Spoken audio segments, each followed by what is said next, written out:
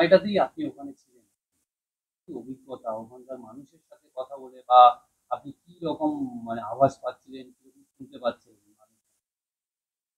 আমি তো বারবার বলেছি যে আমি প্রায় কিছুই দেখিনি। কারণ 18 তারিখে আমি যখন যাই তখন শুধু দেখলাম যে রাস্তাঘাটে কিছু বাঁশের ডান্ডা নিয়ে মাথায় হেলমেট পরে দলে দলে লোক বেরিয়েছে। তারপরেই গিয়ে আমি একটা ঢাকার মোহাম্মদপুরের একটা ফ্ল্যাটে আমি একটা পরিবারে খুব সমাদরের সঙ্গে আশ্রয় পেলাম। ওখানে আমার থাকার কথা ছিল এবং তারপরে আমি 4 দিন বন্ধ করে। ফলে আমি টেলিভিশন নেই, শুনছি না কিছু, ইন্টারনেট নেই, হোয়াটসঅ্যাপ নেই, কিন্তু ওদের মুখে শুনছি বা ওই পুলিশের অ্যাম্বুলেন্স বা পুলিশের গাড়ি বা মিলিটারি গাড়ি যাচ্ছে তার সাইরেন শুনছি, বা উপরে হেলিকপ্টার যাচ্ছে তার আওয়াজ শুনছি। আর খবর পাচ্ছি খবরের কাগজে, ছাপা কাগজে, যে এত এত মৃত্যু হয়েছে। আহ, এবং পরে বিশ্লেষণ করে যা বুঝলাম, যেটা ছাত্রদের আন্দোলন দিয়ে শুরু হয়েছিল সেটা আর ছাত্রদের হাতে নেই, আর সেটা রাজনৈতিক সংঘর্ষে পরিণত হয়েছে। এবং শেখ হাসিনার যারা বিরোধী তারা আহ, শেখ হাসিনাকে গদিচ্যুত করবার একটা সুযোগ ছাড়ছেন এবং ফলে দেশের যে সম্পদ সেইগুলোকে নষ্ট করছেন। টেলিভিশন সেন্টার পুড়িয়ে দিচ্ছেন, ইনফরমেশনের জায়গা পুড়িয়ে দিচ্ছেন, স্বাস্থ্য ভবন পুড়িয়ে দিচ্ছেন, এমনকি মেট্রো স্টেশন পুড়িয়ে দিচ্ছেন। ফলে এটা একটা অরাজকতার জায়গা তৈরি হলো। কিন্তু আমি ব্যক্তিগতভাবে এর কোনো আঁচ পাইনি এবং বাংলাদেশে আমার বন্ধুরা সবাই খুব উদ্বিগ্ন হয়ে খোঁজ নিয়েছে যে বাড়িতে আমি ছিলাম, এখানে আমি খুব আরামে ছিলাম, সমাদরে ছিলাম। এবং বাংলাদেশের বন্ধুরাই জাস্টিস রুহুল কুদ্দুস এবং প্রধানমন্ত্রীর উপদেষ্টা কামাল নাসের চৌধুরী এদের সাহায্যে আমার টিকিটটা একটু এগিয়ে আসে। ফলে আমি সোমবার বাংলাদেশ ছেড়ে চলে আসি।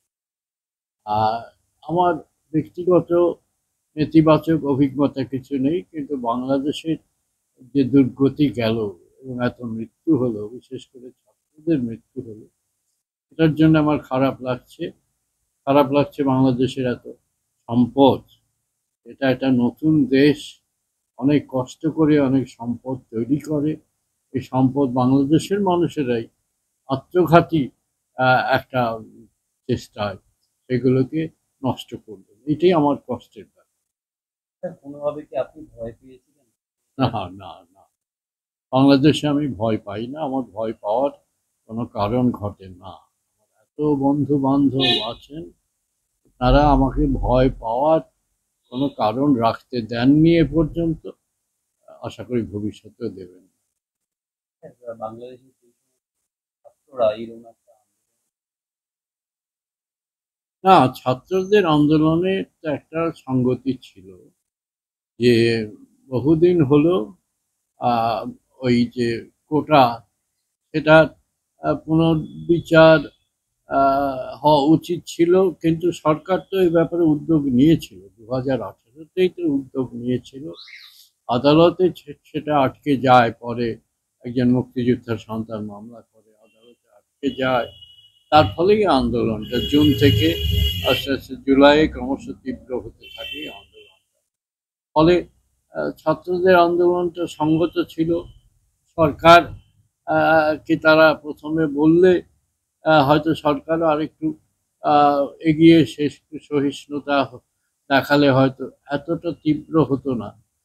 কিন্তু ঘটে গেল, আর কি করা যাবে, অনেক দেশেই এরকম সমস্যা হয়, নানা অবাঞ্ছিত কিন্তু ঘটনা ঘটে যায়।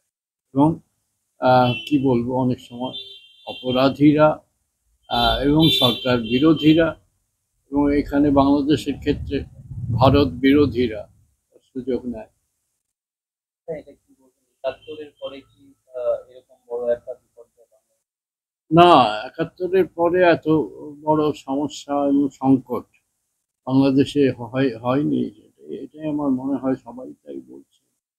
তো আমি আশা করি এই সংকট সামলে বাংলাদেশ আবার দৃঢ় পদক্ষেপে এগিয়ে যাবে ভবিষ্যতের দিকে। যেভাবে উন্নয়নের দিকে চলেছিল সেইভাবে চলবে আবার বাংলাদেশ। সর্বশেষ বাংলাদেশবাসীকে কি বার্তা দেবেন? বাংলাদেশবাসীকে আমি বলবো, আমি বার্তা দেবার কেউ নই, আমি কোনো নেতা বা মহাপুরুষ কেউ নই, কিন্তু বন্ধু হিসেবে এবং বাংলাদেশের ভূখণ্ডে জন্মেছিলাম বলে তাদেরই একজন বলে নিজেকে মনে করি বলে আমি বলবো যে দেশকে ভালোবাসার ব্যাপারটা সদ্ভাগ্য। আমার দেশ এগিয়ে যাবে, পৃথিবীর সামনে দাঁড়াবে, বাংলাদেশ উন্নয়নে অনেক উজ্জ্বল দৃষ্টান্ত স্থাপন করেছে সাউথ এশিয়াতে। এই উন্নয়নের ধারাটা অব্যাহত থাকুক, বাংলাদেশের উন্নয়ন চলুক সবাইকে নিয়ে, মুসলমান, হিন্দু, বৌদ্ধ, খ্রিস্টান, সবাইকে নিয়ে, ছাত্রদের নিয়ে, জনসাধারণকে নিয়ে বাংলাদেশ উন্নয়নের দিকে এগিয়ে যাক, এটা আমার প্রত্যাশা। আমার জন্মভূমির কাছে, মানুষের কাছে